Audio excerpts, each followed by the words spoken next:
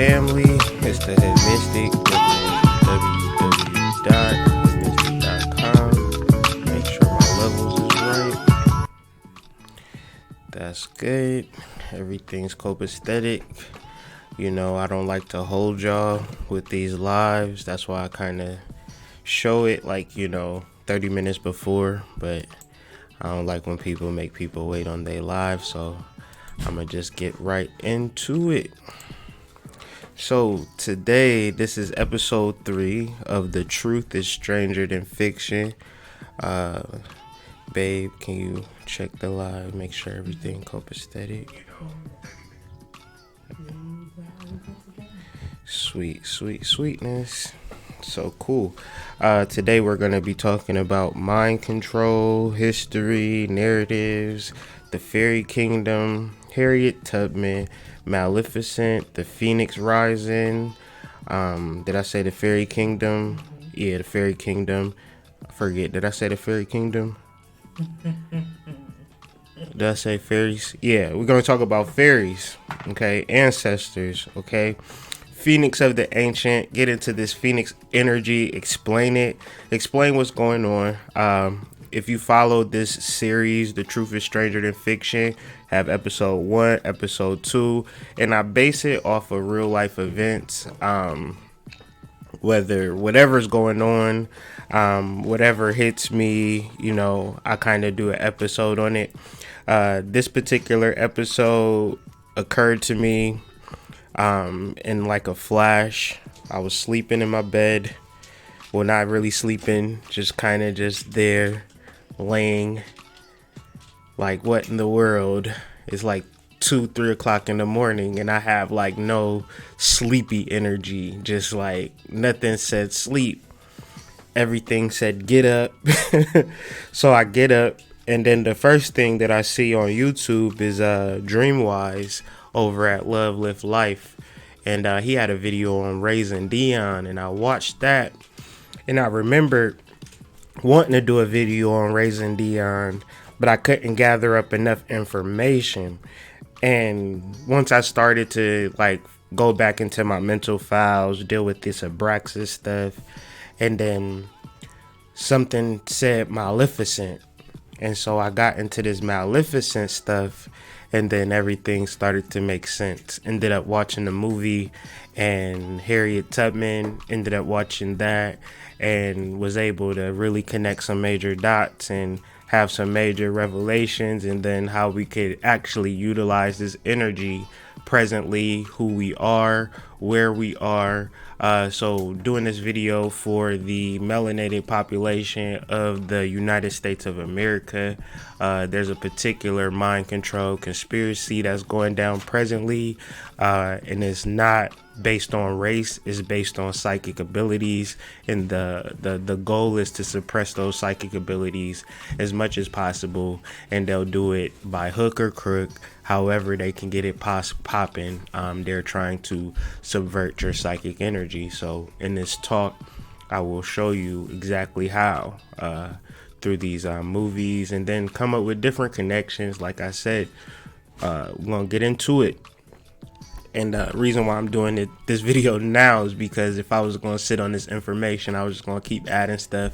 I literally added stuff to this actual presentation up to the minute of me actually going live. So it's some fresh information, and actually we all could do our own research and add to this conversation, which I will continue to do with these Truth is Stranger Than Fiction series. So we're going to start this off right.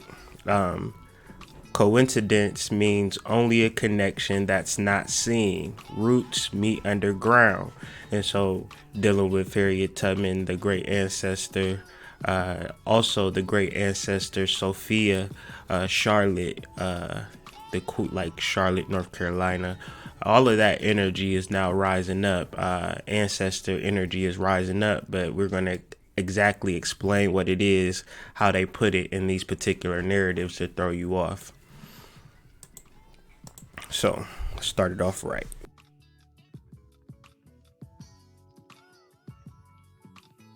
What's the word, smart brother? I was able to decode the data from Multinational Inc. The general is under the influence of a psycho-hallucinogenic drug. It's a mind control drug, sir. Very powerful, very easy to use. Good Lord.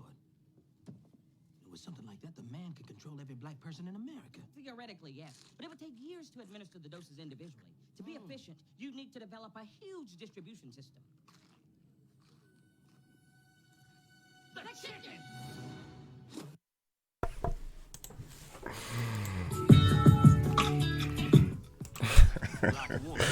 So, starting it off right, we have the great seal of this country, E pluribus unum, which is out of the many become one, but it was actually changed into in God we trust. So literally this symbol has been flip-flopped into saying something completely different. In God we trust, and they're using this symbol to represent the God that they trust in. And this is another image of Abraxas. So if this isn't clear that this is Abraxas now, throughout this conversation, you will clearly see that this country utilizes the energy of Abraxas as a form of mind control. So here we have the actual picture of Abraxas. So what Abraxas represents is the hidden side, the quote-unquote evil side of God. There is a particular narrative that within Christian, Islam, Judaic, that speaks of God being a benevolent character. But then if we look at the world and we reference things like slavery, injustices, mass incarceration, poverty, homelessness, all of these, industries and things of that nature, being blocked out of particular industries, being blocked out of creating particular towns and villages that would, not subject us or use us for batteries, but really allow us to be free and spiritual or prosperous or abundant. All of these things are hijacked by this energy of quote unquote God. It's not no coincidence is that in the worst neighborhoods you see all the churches, but in the affluent neighborhoods you just see the houses, and they're just playing golf or swimming, having fun, but they definitely not going to church. But in our communities, you have everybody going to church and every Sunday, but there's a lot of degradation and negative circumstances. And the reason is because the energy of the quote unquote God is not being fully developed and fully discussed. The energy of the Demiurge within the church structure is not being discussed. So if you don't discuss the energy of the Demiurge in your concept of God, then you'll be really messed up, and you'll see it with our people. You'll see it with your family members if you consider yourself awakened or going through some spiritual catharsis where the church situation just not adding up, the religion situation not adding up, especially as you get more and more spiritual. The reason why is because of Abraxas and the demiurgic energy. So in the movie before we get into that, let's just talk about it. Abraxas, the Gnostic symbol. Abraxas is a Gnostic symbol, a made-up name meaning 365, related to our year. Gnostic is a time guide, so time is not like the 365-day year is not a natural year. It's a year that allows your employer to tax your ass with an hourly wage. So the energy of the government, the energy of labor is based upon time. You work 40 hours a week, 80 hours a week. You get so many sick days, so forth and so on. The reason why you even think on this level is because the hidden evil side of the quote unquote Christian God. And this is Gnostic represents the other side of Christianity that breaks down the true image of God, and it fully breaks down the energy of the Demiurge. Abraxas is really identical with the Demiurge, the world creator, and such he is surely identical with Purusha or with Shiva. The god of the frogs or toads, the brainless one, is the union of the Christian god with Satan. In his later writings, Jung argued that the Christian god image was one-sided and that it left out the factor of evil. So there's two forms of evil. There's the evil that you know, and then there's the scapegoated type of evil. And in reference to this, you have to practice discernment and understand what evil is to you and what evil is in the world. And the metaphysical meaning of evil, it is representative of a world where a man has no spiritual understanding. So in this world where you have billions of people who lack a spiritual understanding as the root cause to truth and internals, just this whole consciousness game that we're discussing. And it's not to say spiritual knowing, but at least a spiritual understanding. And if you don't have it, the attainment of a spiritual understanding, the attainment of truth, the attainment of knowledge is the removal of evil. The ideas that block you from this understanding, that block you from this attainment, within itself is evil. So Maleficent is called the mistress of evil. And what it represents in our day and age, in our time, outside of the movie, is the people who lack a spiritual understanding. And this is what we deal with as spiritual people in communicating, because if we do the work and our neighbor does not do the work, then we have to figure out how to balance that. So this is a mental process in which all negation, evil is denied, and creative, fearless affirmation of God's perfect good is steadfastly adhered to. And this is another point that I like to reference on all of these The Truth is Stranger Than Fiction episodes, is that the battle is already won. So the fear and the absence of a spiritual understanding, it brings in fear. It brings in the idea that the battle may be lost or the battle may not be won. So hopefully everything is copacetic and you're able to hear, and I'll wait for my wife to get back to confirm, but I'm just gonna kind of go through this. So Maleficent, it is a movie that is centered on a war. Harriet Tubman is a movie that centers or ends on a war, the Civil War. But the war that happens in Maleficent is King Philip's war. If you notice, the main character or the princess in Maleficent wants to get married to Prince Philip. Now, King Philip, however, in our day, is actually, that's not his name. That's practiced by the European or the historians to name people to a relative name to them and their culture, to kind of hijack the energies, the reason why your name might be Christopher or something to that effect, but your ancient name might be Shambhala or something to that effect. But Shambhala is too hardcore, so they would have to call you Christopher to make you more comfortable to their sights and their vision. So we're dealing with Metacomet's War, the first Indian War. Okay, this was the first time that these people realized that this thing was hostile and that it was going to be a long drawn out war. And if this is the first Indian War, you would have to do your Googles and really figure out how long the Indian Wars last. So you have this war from 1675.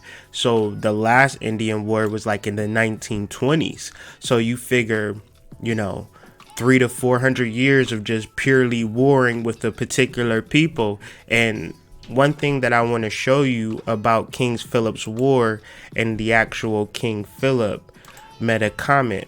So Meta before we get into that, meta means beyond. So metaphysics means there's physics, but then there's metaphysics where we go beyond physics. Where we have meta comet, we have comets that we know exist in the world, but then we also have a particular instance or a particular energy that's beyond a comet. So long story short, they get into this war and they end up losing. And I just want to show something if I can find it. Oh yeah, here we go. So he ended up dying. King Phillip was fatally shot by a praying Indian named John Alderman on August 12th in the Misery Swamp.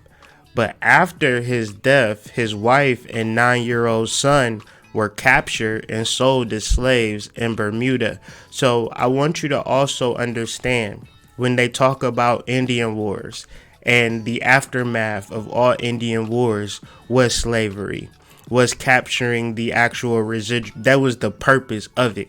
Never get that confused. When they speak about colonizing and they speak about invasion and they speak about war, it is to get those residual people to do labor for them in the long scheme of things. And so this was the actual first war, and this is what they did, and this practice did not change. But you know, last episode we discussed common sense. I'm not gonna discuss common sense any longer. So in Raising Dion and Maleficent 2, there is a character named Aurora in Maleficent, but there's also an event that's an Aurora in Raising Dion. Now in Raising Dion, the event of the Aurora is what gives them their superpowers.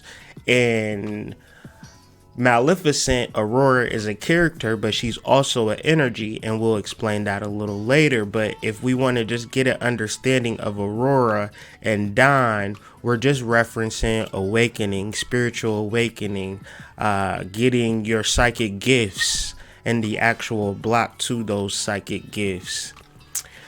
In the Vedic mythology, there's the Yushas, which are the same thing. So this energy is consistent throughout time, throughout civilization. The energy of Aurora, or the energy of awakening, cosmic psychic awakening. And if you just give me a second.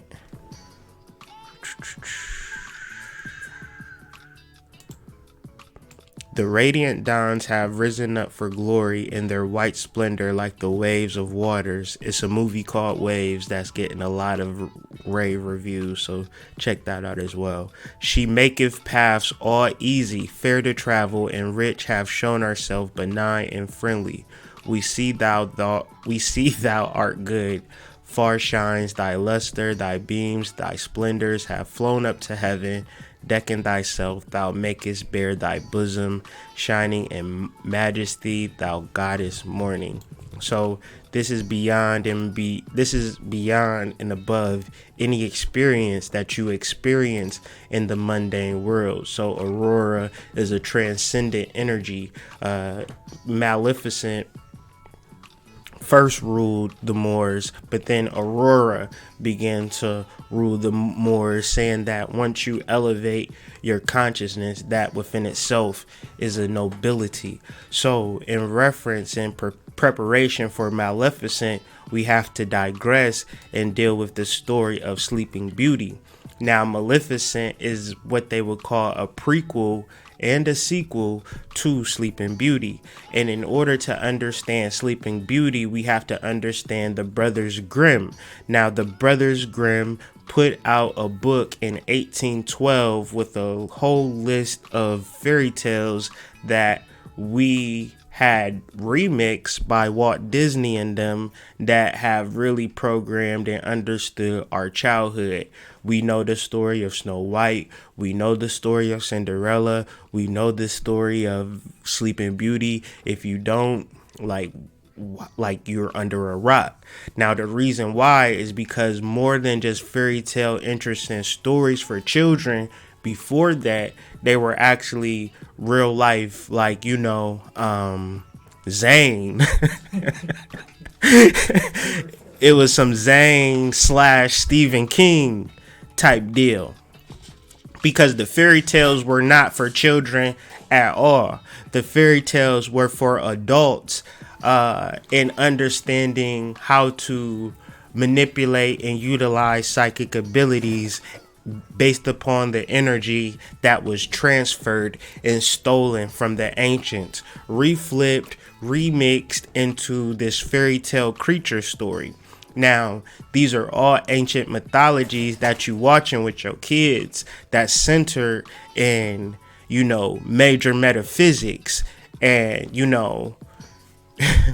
you can look at it one way, but you really have to look at it the real way to fully understand. So, the fairy tale of Sleeping Beauty or Little Briar Rose has undergone a remarkable transformation over the centuries. The storyline is simple and meaning not difficult to unravel. A young princess pricks herself on a spinning wheel. A spinning wheel is a chakra. Do your Googles, see what is chakra, the etymology of chakra, and you will get a spinning wheel. So when she pricks herself on this chakra, she falls asleep. And that's our people for the past however many centuries, right? Sleep. And it's not about race relations. It's not about reparations. It's not about all of this stuff that you see on the media. I'm telling you what it's about. It's about X-Men. It's about DC. It's about superheroes. It's about psychic abilities. And if you feel like, nah, it's not about that, then my dude, my sis, you still sleep, okay? The king, the queen, and the entire entourage also falls asleep. So it's just not one person. When the princess falls asleep, the whole world falls asleep because the princess in Kabbalah represents his Malkuth. It is the most densest form of material. It is the actual is you and your consciousness and your importance as a king or a queen. And if you're not aware of that responsibility, then the whole village falls asleep. So within spiritual awakening, there is a responsibility that could be an egoic thing, but it needs to be more of a spiritual understanding and more of a work. The more things that you do and not the things that you say or show. But in doing, your doing becomes very much easier because you're consciously aware and your psychic abilities are online and you're not playing with this shit. You're not just talking about it. You're really raising the chakras. You understand the root chakra. You understand Malkuth. You understand how your body is a temple. You understand that the Bible is a metaphysical book, not about a group of people, but about the one person that sits there and reads it and decodes and connects the dots between God and themselves. In the Bible, it literally says you are a God. Okay? So if the Bible is going to tell me that I'm a God, why should I have to pray to a God? Obviously, that would be some mind control, flip-flop, backwards stuff that somebody's trying to use me for my energy, use me for my ignorance. And why does racism exist? Because people are jealous of your psychic abilities, period, point blank. The end of discussion. And we can continue to connect these dots. As long as a person is focused on As long as a person is focused on earthly pleasures and satisfying the senses, the Kundalini energy will lead a slumbering existence. A desire for God and a pure lifestyle causes this energy to awaken, after which an intensive process of purification commences, which ultimately results in a merger of the inner masculine and feminine, the so-called sacred marriage. Then the doors of the kingdom of God open and the person is reunited with his maker. So when you watch the movie and you see the two people falling in love, they're not talking about two people falling in love. You completely missed the point if you think this is about a love story. This is about an energetic story. The sun and the moon represent your passive and energetic psychic forces.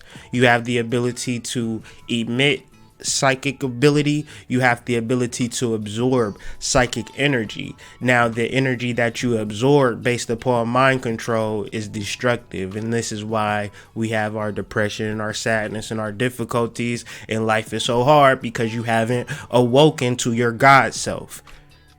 You pray into a God outside of yourself and you fucking yourself up big time. And it's a lot of people that share the melanated carbon like exterior that still find peace and solace in a God outside of themselves. And then we want to sit at the table and have a real discussion. Well, we need to discuss the hidden evil side of that God you've been praying to first and foremost.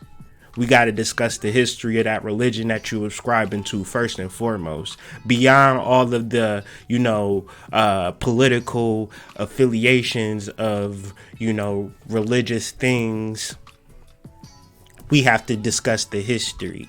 And so when you reference mythology, when you reference story tales or fairy tales, you're dealing with an interpretation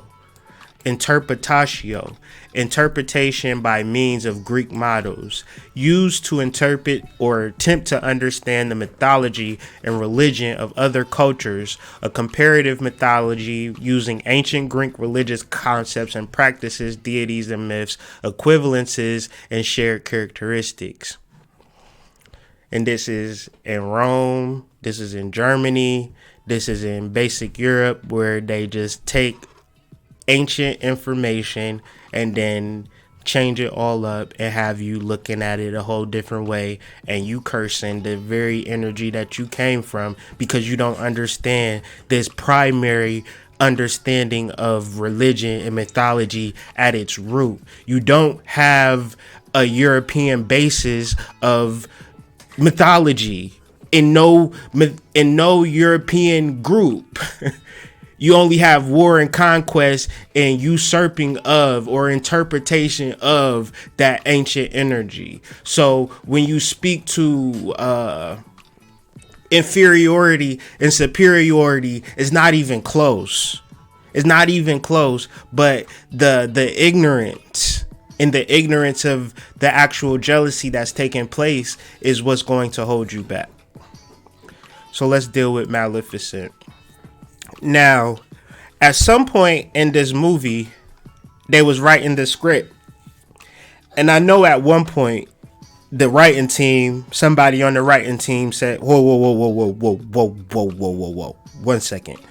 Now, guys, do you think that we're saying Moors too much in the script? They sat, they thought about it. Then they came to the conclusion, black people ain't gonna watch this movie anyway. Good point. Keep going. Hey, let's write Moors all through this movie. Like let's literally say Moors hundreds of times throughout this movie. Have everybody say Moors, and let's really get into what's happening. So, for this movie, I'm gonna make some connections, because if you don't understand by now, based upon this Truth is Stranger Than Fiction series, twin energies is the basics of esoteric, occult, mind control, all of these things. Twin energy is the basic. So throughout this movie, they're referencing the Moors. The Moors this, the Moors that. We got to go at the war with the Moors. We got to take the Moors out. The Moors, the Moors, the Moors, the Moors, the Moors. Okay? Say what? Oh, yeah. So my wife said, if you don't believe me, get your best bottle of liquor and get you a shot glass. And every time you hear the word Moors, take a shot. You're going to be so drunk by the end of this movie, you're going to be so mad at me. But yeah, so it's so much that it's like I don't even know where to start, but let's just try to attempt to look at this from some way, because it's so. So the Moors are an enchanted forest kingdom that appears in the movie Maleficent, home to the knot grass, and fairies and all other creatures. It was formerly ruled by Maleficent, but later Aurora. Once the Moors were a place where Maleficent lived a peaceful life throughout her childhood, and many extraordinary creatures inhabited this magical land. Where's the point? Okay, this is what I want to get to. Unfortunately, the Moors became under the threat of an invading army from the human kingdom led by the ruthless King Henry. Then you just do your little Googles real quick.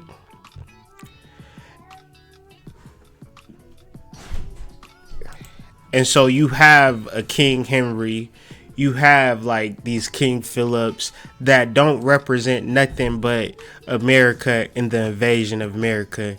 And to tell this story would be a little bit too hardcore.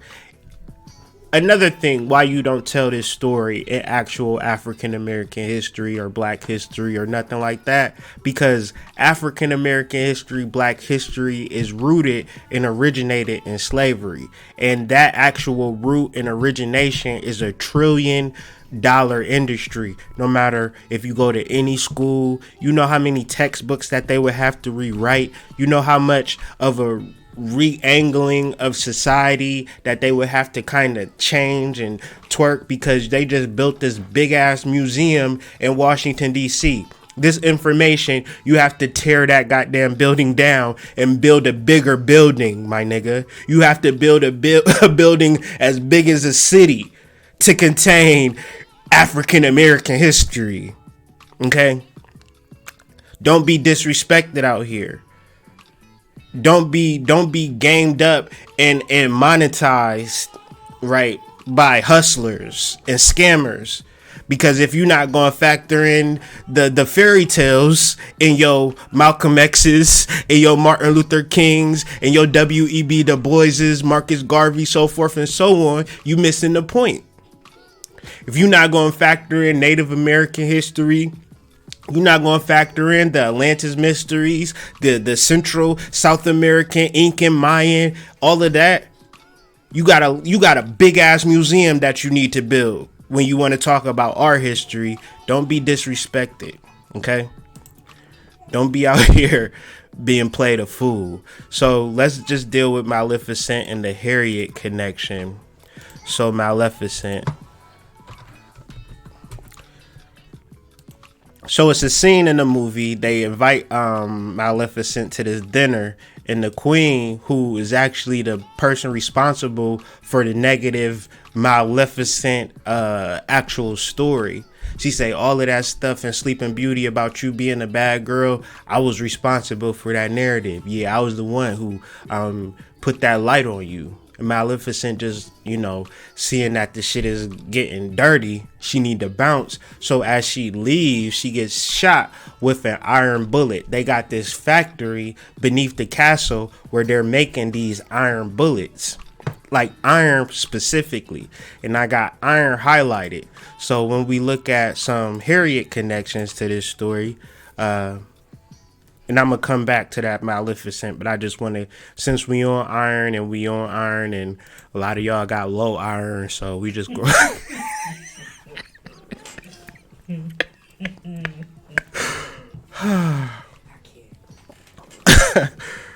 Okay. Harriet Tubman was a disabled person. She had narcolepsy. I don't believe this. I'm just reading it. That whole thing, narcolepsy and sleeping spills, you can throw that out the window, in my personal opinion. She could fall asleep at any time in any place. You can also throw that out the window. This was caused by a severe blow to the head by a 2-pound iron weight. Hold up.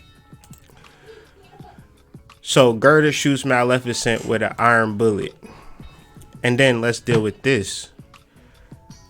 Maleficent is the last descendant from the Phoenix, an ancient and powerful dark fate ancestor.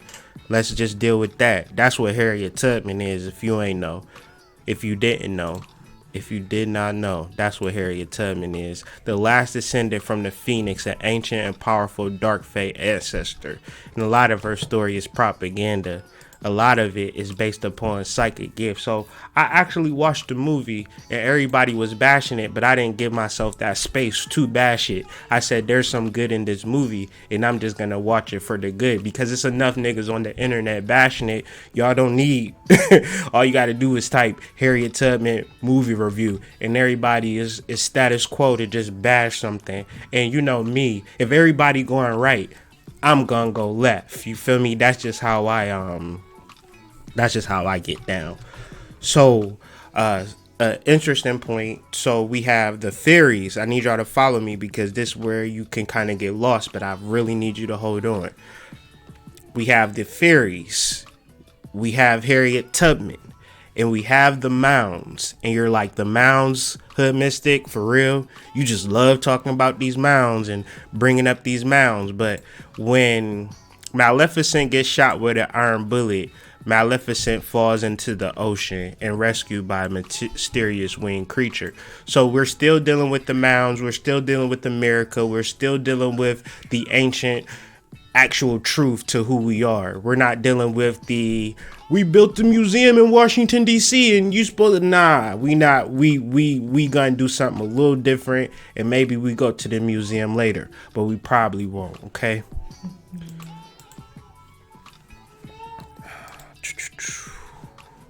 Get down here.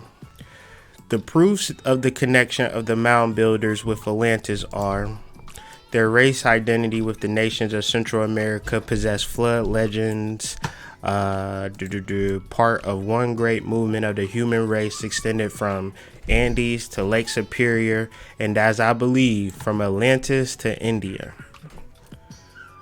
The hostile nations which attacked them came from the north, and when the mound builders could no longer hold the country, or when Atlantis sunk in the sea, it says stink, sunk in the sea, they retreated in the direction whence they came and fell back upon their kindred races in Central America as the Roman troops came in. So basically, these people went underground and figured out how to live in a different type of way, where it could be actual people living underground, but it could be actual spiritual understanding that, you know, we just don't got. We don't got this spiritual understanding of the mounds in the Phoenix energy, because we just look at death and we look at negativity as being some bad thing that's just like, oh my God, I can't believe you doing this to me, da da da da da. But no, the reality is that our history goes so deep, our history is so advanced that there's no way that they could give you this history. And they'll give you $17 trillion for reparations. But this history is worth more than that. Because who are you going to be after you die with your money? Nothing. You can't take that money with you to the grave. What you can take with you to the grave is knowledge of self. And once you have knowledge of self, the knowledge of reincarnation, the knowledge of ancestral lines, right? You can't kill energy. Energy can only be transferred. And when they do these mass rituals and give Angela Jolie all of this energy from the ancestors, we don't even bat an eye, because they give us this fake movie called Harriet Tubman that's not based in no historical accuracy. It's just a person playing dress up and being in their fantasy world.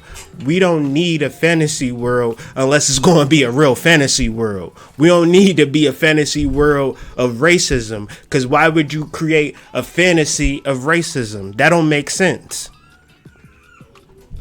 You want to create a fantasy of supernatural abilities, supernatural gifts, you know, creativity, imagination, forward thought, you know, the energy of the fairies, magic, things of that nature. So this movie is about a marriage. And this marriage, like we've already discussed, this marriage isn't a marriage that's about two people. You so concerned about a relationship with your partner, but what about your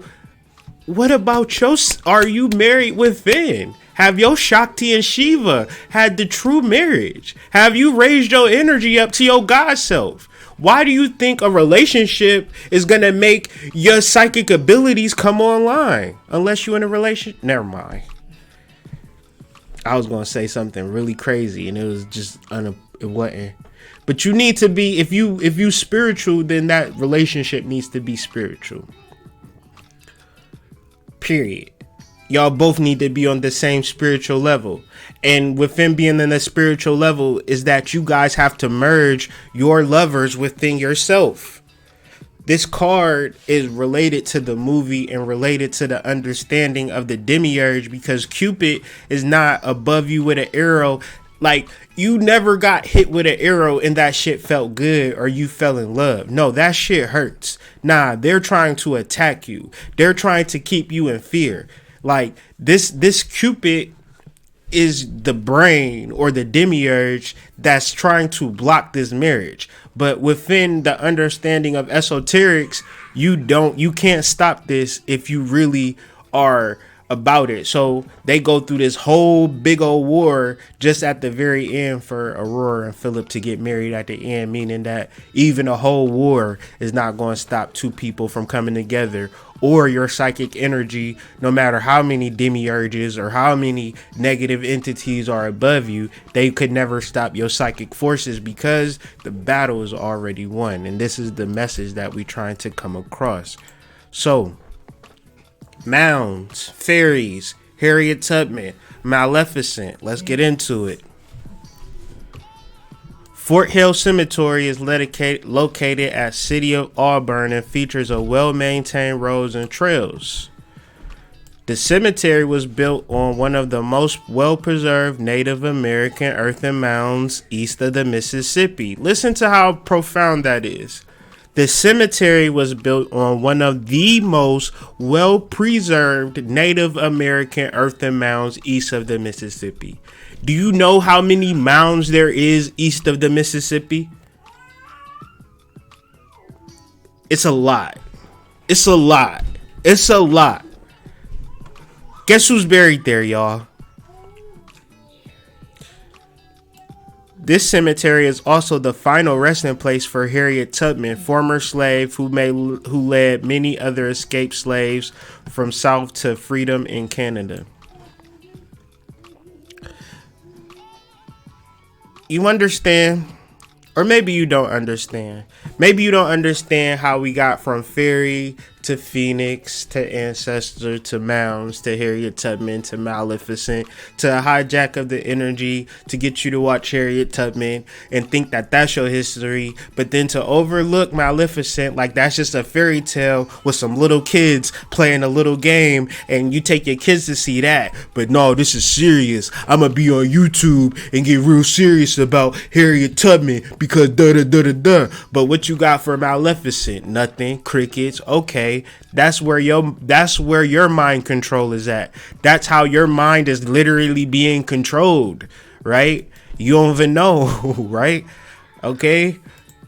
And so America. The phoenix of the ancients. I just want to bring up some points, because this is kind of wordy and I'll be sounding crazy trying to read this. I just want to read this little point and try to reference the phoenix of the ancients and come back to America, okay?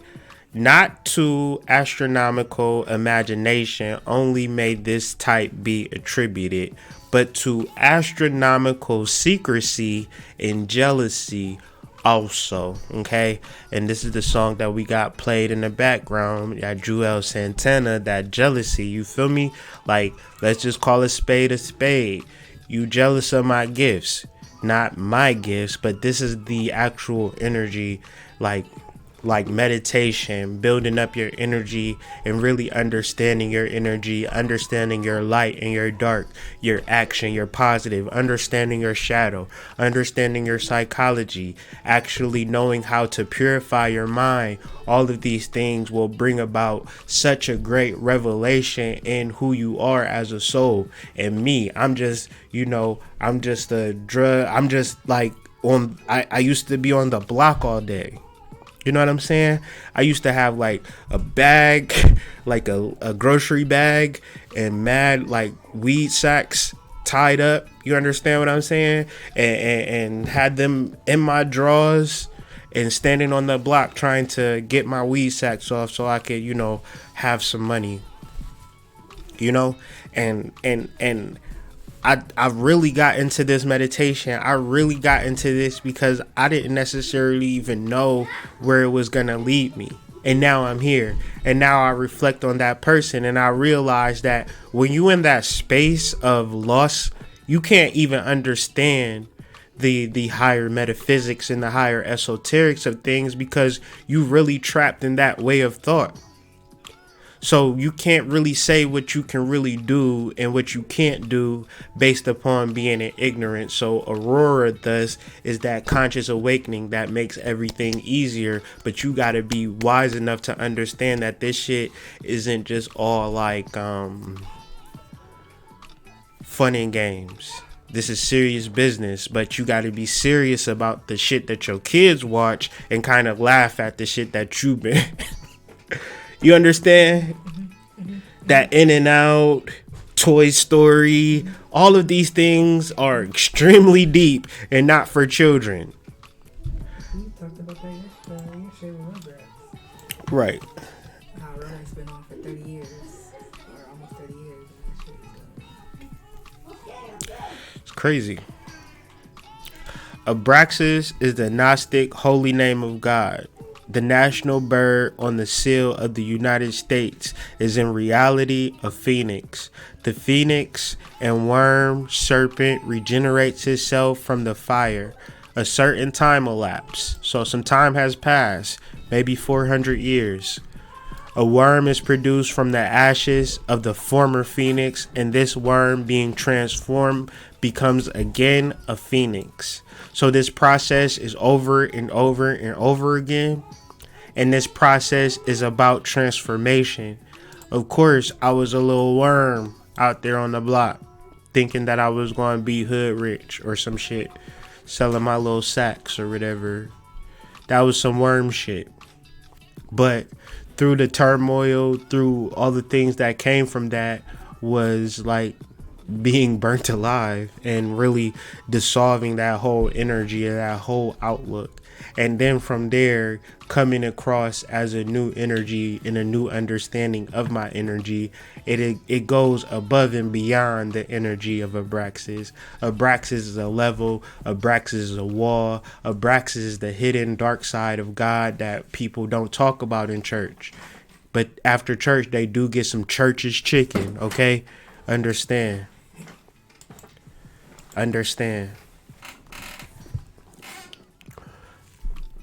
So here in this slide, I was going to take a little space to reference Raising Dion and how it connects to Abraxas. And,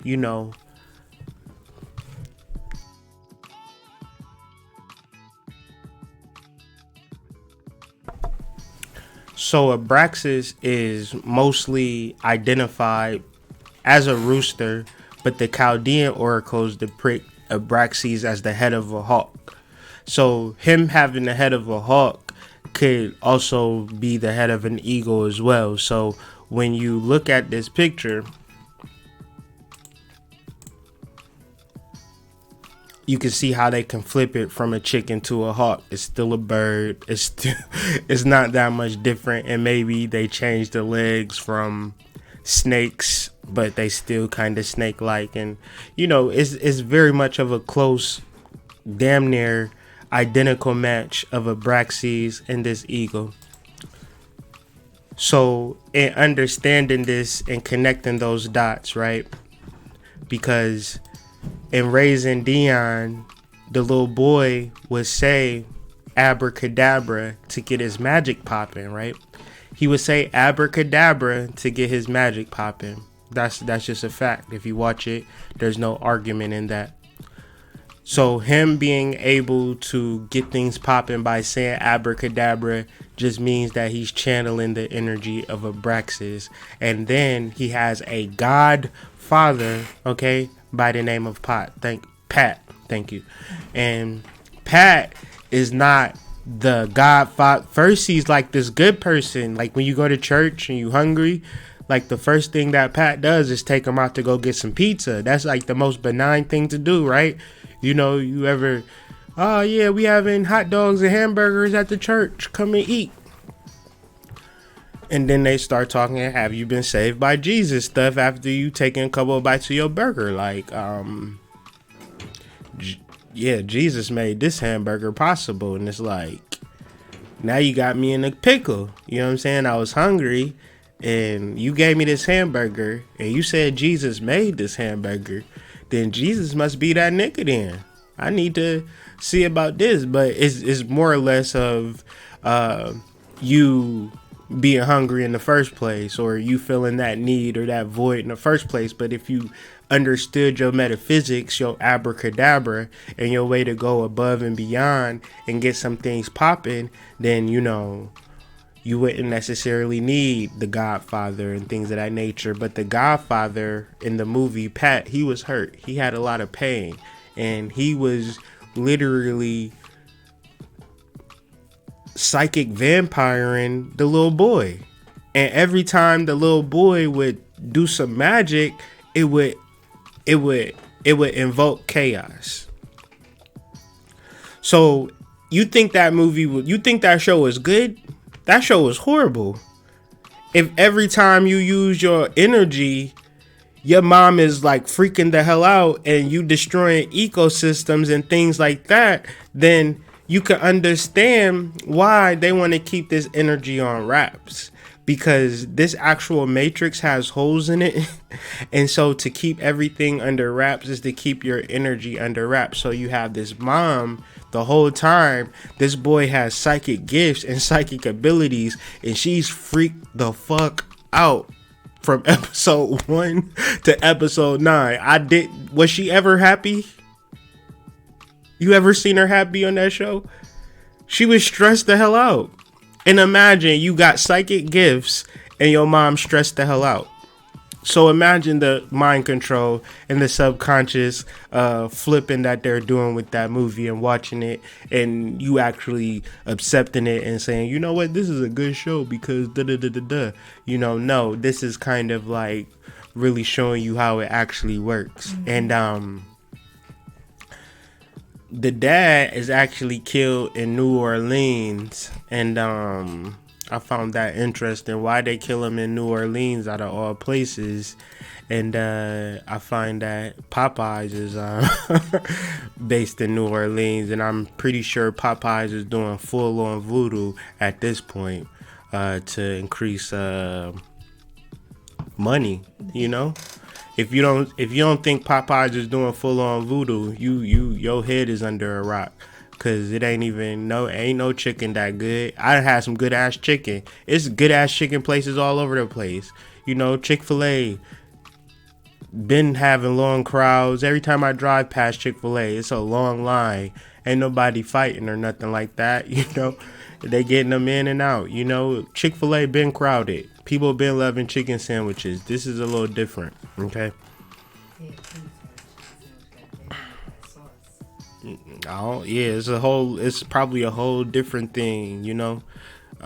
So Gnosticism is a religious teaching based on gnosis, meaning secret knowledge that is used to achieve salvation or return to our true spiritual origins away from the physical universe and its evil.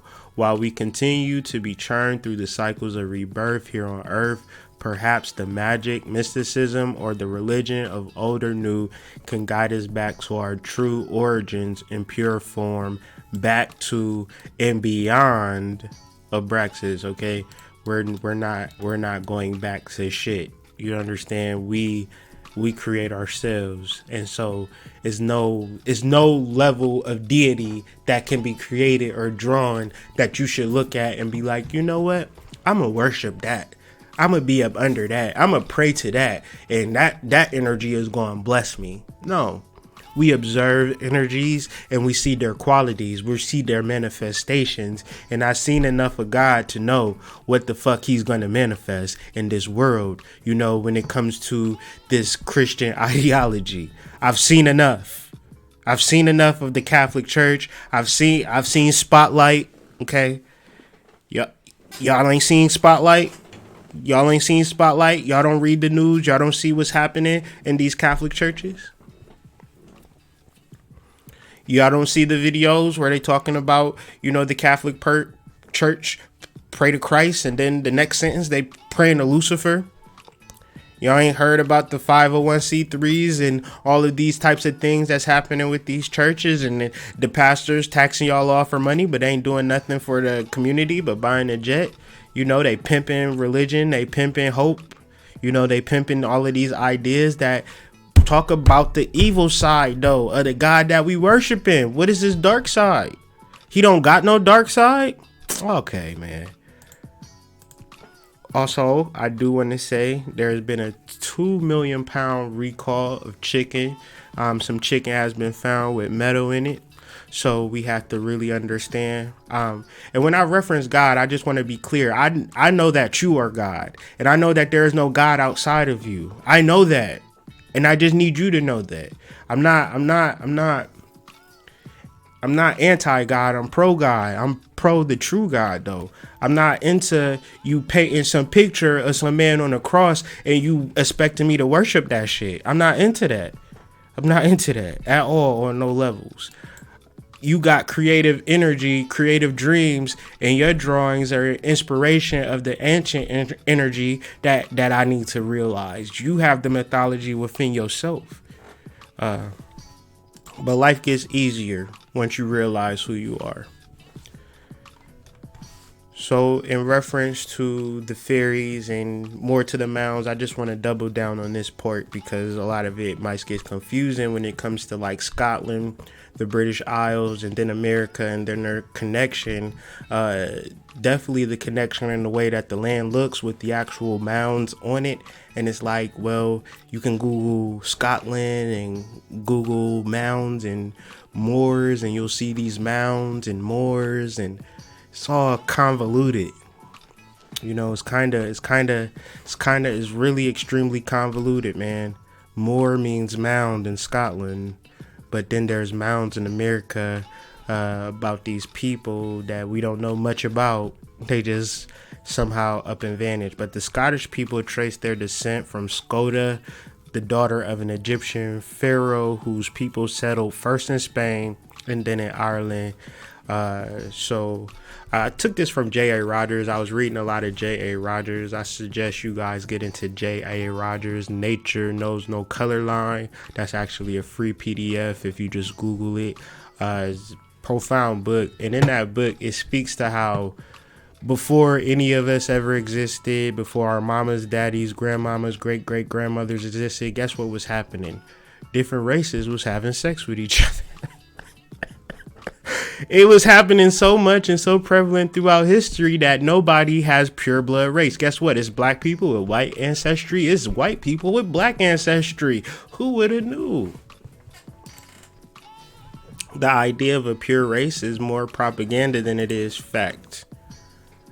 But when you deal with the melanated energy or the melanated person, you have to understand that you ruled the world for the whole entirety of it up until just recently. And in that whole entirety of the ancient world, there's a vast history that's not being told to you. Now, if you want to argue with me or you want to talk about anything contrary to that, you want to tell me that my history starts in 1619, you're going to have to try harder than that. You're going to have to come a little harder than that, because I know for a fact that's a little blip. That's a little sand pebble in my whole beach of history. So miss me with the bullshit. Miss me with the museums. Unless you're going to have a museum about this. The Nazis removed Saint Maurice, a Negro leading Catholic saint of Germany, from coats of arms. A black man's head, even on the coat of arms all through Germany, said that was replaced by the government with a sword and sickle. So imagine on your coats of arms you have a black man's head, and now it ain't no black man's head, it's a goddamn sword and a sickle, meaning we gonna stab you and kill you indefinitely, right? Because long before Europe set forth for her emissaries in history to discover and capture the colored world, that world had pent the white man in his own land. The age of discovery was, after all, but the bursting of the chain which the colored world had put around the white. So therefore, we are dealing with some particular karma or some negative relationship that we've established and built, and it may not have been you. You know how you be walking down the street and somebody like start a fight with you for something that your brother did or something that your friend did. It could be one of them things, or you could have been directly involved, but whatever the case may be, is animosity there. It's a actual fear or a jealousy or an energy that exists, and the energy that exists is found in the fairy world, but people don't necessarily want to deal with the fairy worlds. Simply as the Sidhe, or the literary, the Mounds. In modern Irish, the people of the Mounds are called Daoine Sidhe. The IOC is the Irish term for a supernatural race in Irish mythology and Scottish mythology, where it usually was spelled Sith. So shout out to the Ravana Noon. He was speaking on this Sith energy, which speaks to the ancient energy of Irish, which also speaks to the actual people that actually lived there. The fact that many of these Sidhes have been found to be ancient burial mounds has contributed to the theory that the IOC were the pre-Celtic occupants of Ireland. So here we have a theory, and this is all theory at this point. The IOC were the pre-Celtic occupants of Ireland. So these people had a whole history, but instead of calling them people, instead of calling them history, they turned them to mythological fairies. How about that? How about that? So what is a mound? Mounds are fairy forts, also called fairy mounds and fairy rafts, and can be found scattered across Ireland, Scotland, and America. And in the folklore of the British Isles, they're home of the Sidhe, the ancient gods of those nations who diminished and became the good folk, or the good old folk, or just a good old boy, or the fair folk, the Celtic equivalents of the French fae, which is the root of the English word fairy or fairy. So all of this is all synonymous. When we reference the fairies and we reference the burial grounds, these are the homes of the fairies. Now, my wife can bear witness, I can bear witness, my children can bear witness, and if you've been to mounds enough and you meditated enough, they bear witness to you. Now, the thing about fairies is if you're not aware of them, they don't make themselves present. They don't make themselves known. Now, I just bring up this document for when you get out to those mounds and you start interfacing with this energy, you can use this as something to say, well, Hood Mystic didn't say it, because you don't want to take my word for nothing. There's other people that say it. You can also do your research on Irish, Scottish mythology, and then you could do your Googles on how it actually connects to American mythology, where you have the four, the King of Scotland, King James, and then King James's conquest of America, because then was actually his family. It was actually his cousins, and this is how the relationship actually went down and how it actually got sour. But then you're dealing with a level of hijack on both sides, and war.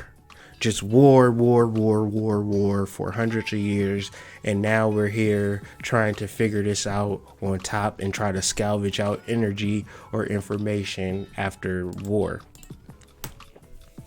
So, speaking to the actor, Cynthia Erivo, I think she had a right to play this movie based upon the history. Igbo slaves were most numerous in the states of Maryland and Virginia. Harriet Tubman was actually from Maryland, so very well could have been part of her bloodline. in reference to Cynthia Erivo. She says it loud and proud. Day by day, I realize that people don't realize that I'm Nigerian. I am Nigerian, Igbo Quino. So you might want to do your research in Google on the Igbo slave traders and try to do your. I couldn't figure out one way or another way, but definitely something rotten in the cotton. No pun intended. So always I'm 150% on the Harriet Tubman spiritual train, but I just need us to be aware of the energy presently and understand that everybody didn't go up north because it wasn't no freedom up north. What make people think is freedom up north? Have you been to Boston? Have you been to New York? Have you been to Cleveland? Have you been to Detroit? Have you been to Buffalo? Have you been to Buffalo? Like shit. We're outside of those cities though. That, like, you think about it's outside of those cities because those cities are heavily black populated. It's outside of you'll see the races. No, but you see it. No, so when people moved up north, they moved into a society that was already operating. You got these people coming in. Society wasn't perfect up north. It wasn't no utopia. It wasn't just all these jobs and all these resources. If it were, then the north wouldn't have to tax the south 80% of its profits. Mm-hmm. So if I have a basically destitution and poverty up north, this is why the war happened. Because the South had way more money and way more resources. And so the idea was to pull energy from the South. And so when slaves ran, they didn't run north. They ran south because the South is where Spain was. And that's where the Seminoles were. And that's where the actual black people that was rebelling constantly. If it was if it was referenced in rebellions, you wouldn't make enough movies. Haiti wasn't the only slave revolt. It was literally hundreds and thousands of slave revolts almost daily, almost. And so I only bring this up to say that we just have to be really mindful of our history. And so for a moment, I did a lot of talking. I'm going to let Wood Harris talk for a little bit, and then I'm going to come back and we're going to finish this thing up.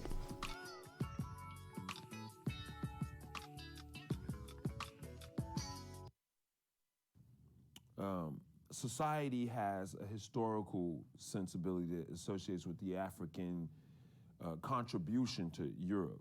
So, Europe wouldn't have written language and bathhouses and roads or this idea of schools and university. That's African stuff.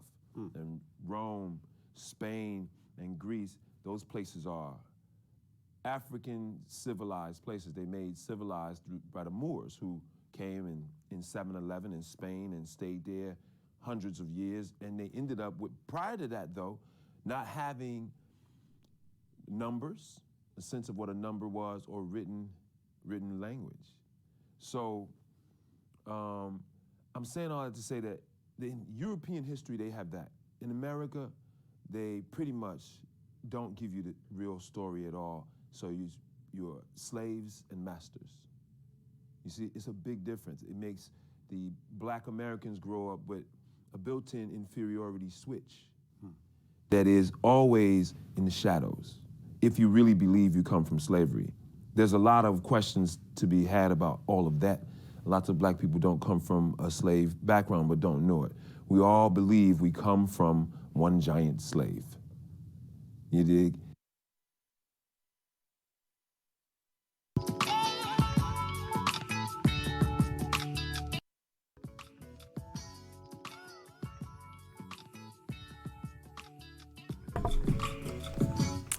So yeah, I did all of that. I had another video. One more video. A long time ago, when leather was still in fashion, a young man left his home to satisfy his hunger for adventure. Yes, I am afraid too. was Big Mjonana, prince of the Mutsamai tribe. A man with a spirit so untamable, he tamed the spirit of others. He was unstoppable.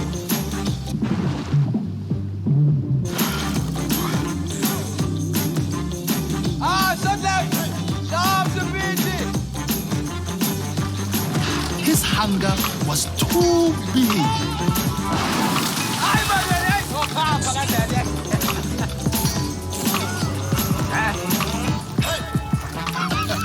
Nothing or no one could shake Jonana's confidence. He weathered heavy storms, but if you asked him, he'd say it was just a breeze. Big Jonana did many things, but the one thing he'll always be remembered for is discovering a foreign land. Wala mang gamla? So, diri, wala. Listo. Can I get in there?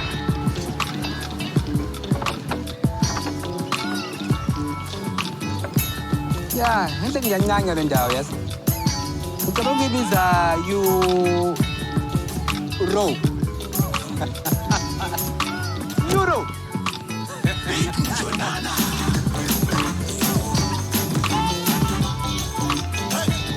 And that is the legend of Big John.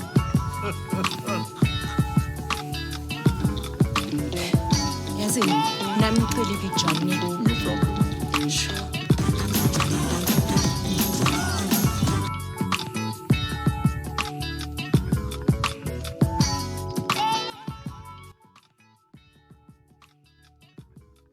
So basically, like, that chicken thing is like a worldwide thing. It's just not America. You can see that they try to indoctrinate people to eat chicken all over the world.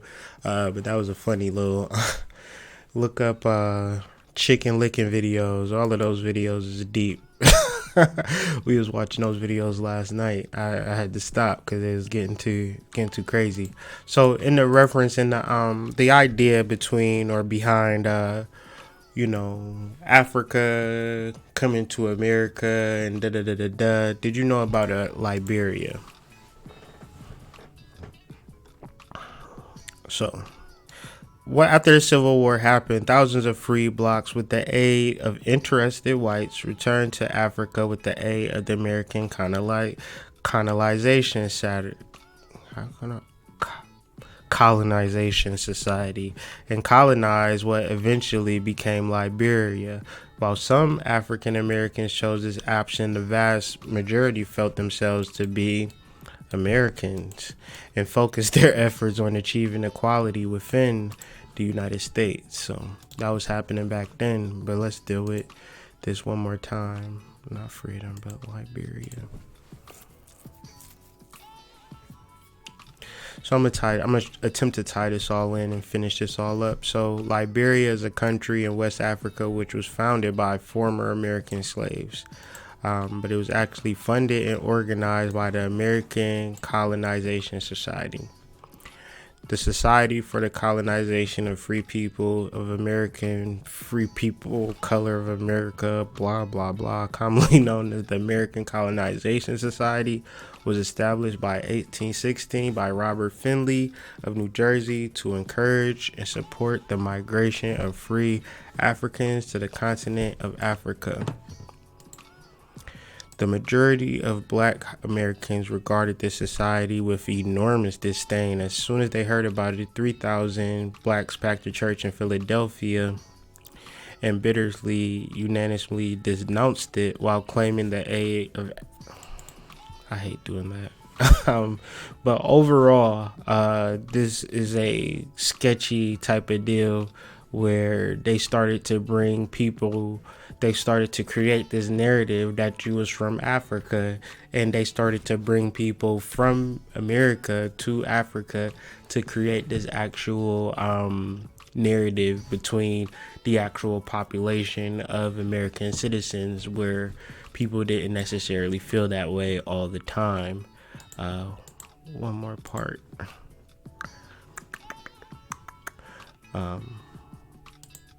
You know how they say, right?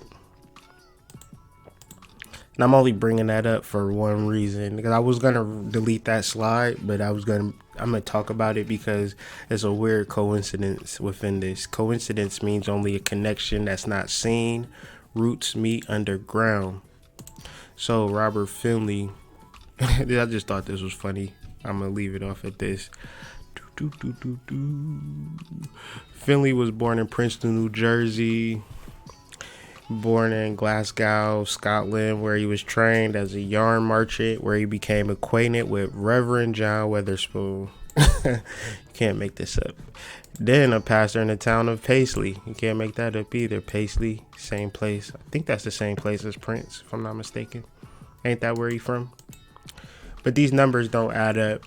In the time of 1801 to 1825, there's to be said that 109,545 slaves were imported to the USA, but that was around the same time as the Brothers Grimm was released, and this is where they started flipping the narratives, where they started taking the history, and instead of making it be human history, they dehumanized it and made it become particular fairy tales, and they also dehumanized the people. So you could say that all of these people came on ships, but a lot of it came through war. A lot of slaves came through in the results of war and taking different tribal people and bringing them into a particular level of slavery. And although I'm pretty sure that people did get on ships and come over here, the numbers just don't add up. Even if you have USA, you take these numbers at face value, you only have 305,000 that came to USA, and compared to the 5 to 6 million that came to Portugal and Brazil. So also do your research, do your Googles on that. So did you know that on April 16th, 1862, President Abraham Lincoln signed a bill ending slavery in the District of Columbia, and to give reparations to the people who were freed from slavery was done almost instantly, but it wasn't until how you think it was. It provided for immediate emancipation, compensation to former owners who were loyal to the Union of up to $300 for each freed slave. And then another thing that was interesting, the freedom of only 3,000 former slaves. So we talking about millions of slaves that supposedly freed, but only got compensation for a total of 3,000 former slaves under the District of Columbia Emancipation Act. So, you know, if all of these slaves is free, you would figure that there would be way more slaves that would be compensated, but maybe that's just me.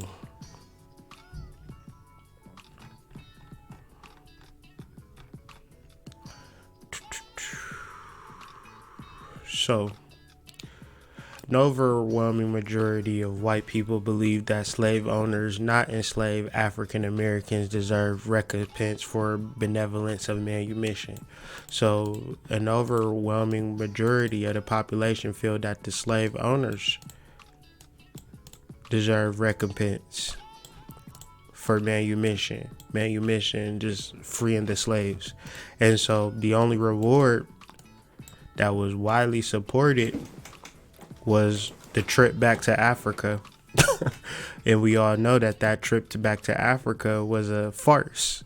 So, you know, the act allocated $100,000 for the voluntary removal or newly freed people at $100 per person to go to Liberia or Haiti, which rarely happened.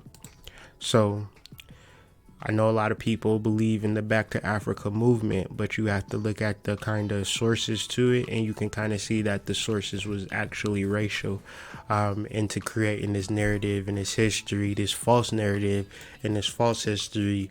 And then you have this actual understanding of Back to Africa and you're from Africa, and this created a slave narrative and the people going back and forth telling these stories, and this became to be what we know as Black history. And my thing is much deeper than that.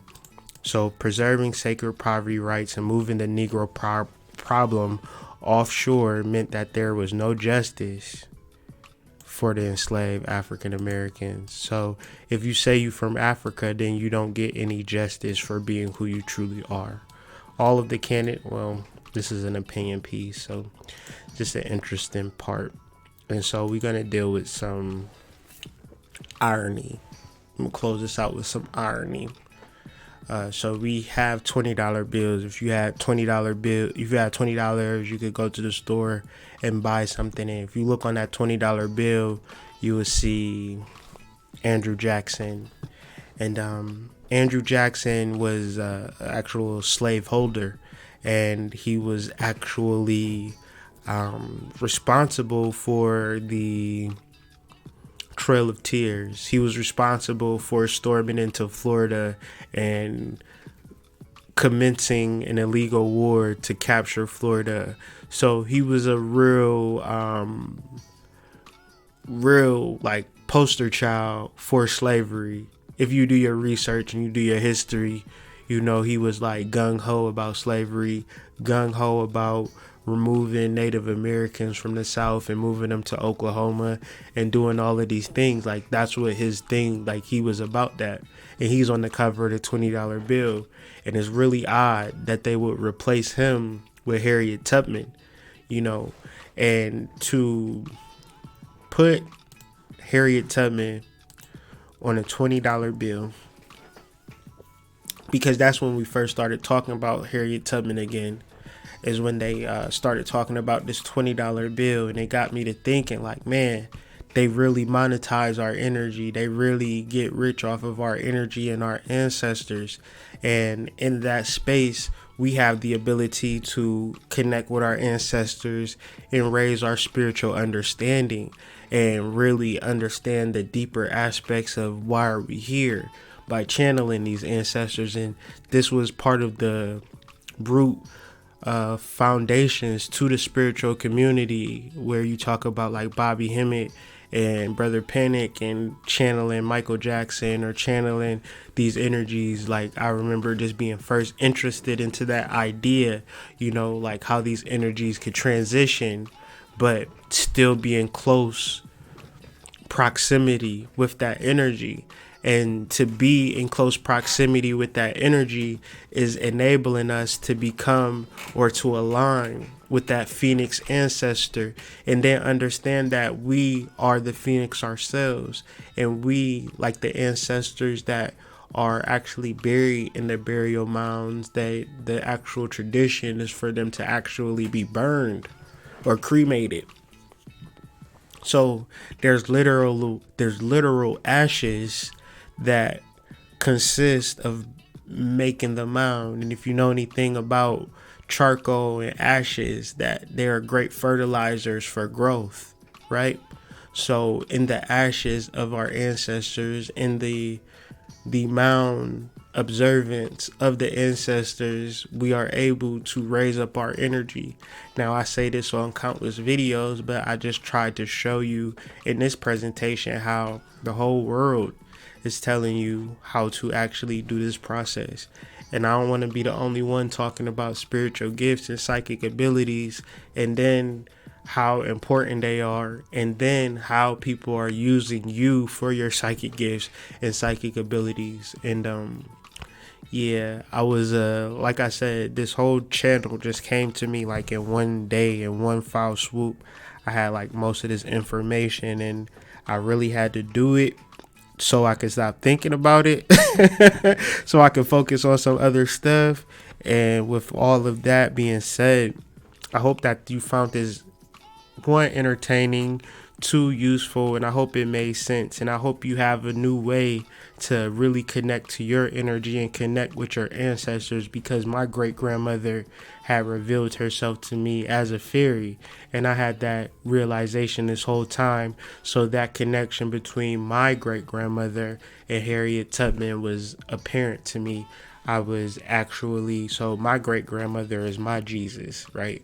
She is my go-between to other celestial energies that are there. So really working with your ancestors, really, and you know, I'm only saying this because we've been actively working an altar with my grandmother. Like, we've actively been working an altar with my grandmother and my great grandfather, for which if it wasn't for them, I wouldn't be here on the physical level. And when they transcended, they were able to connect and give me different energies and different ideas that allowed me to sustain and grow myself in multiple various ways. But in all, when you awaken yourself up to your cosmic abilities, then life is easy. When you are shut off, when you are locked out from your spiritual understanding, then life is very hard. Life is very difficult. So in that statement, you know exactly where you are. And if you need any help, feel free to reach out, hoodmystic.com. This isn't really for views. This ain't for shares. This ain't for likes. Usually I be like, share, subscribe to my channel. Don't share this. If you was here to hear this and this was for you, then this is for you. If it wasn't, it ain't for everybody. It ain't for attention. It's really just to, get this shit out of my brain and hopefully share this with somebody else. So, the truth is stranger than fiction, ladies and gentlemen. Episode 3, episode 4 will come when the channel allows, something happens, and I get the decode, and I'll be here. But other than that, we getting ready for a full moon in Pleiades. Be sure to check out my other videos. Be sure to check out episode 1 and 2. Be sure to check out that Florida, the Seminole Indian video that I put out too. It's deeply connected to this. But yeah, still doing content, still hopefully providing you with educational, entertaining, stimulating content that you find value in. So I'm not gonna beat y'all ears up any longer.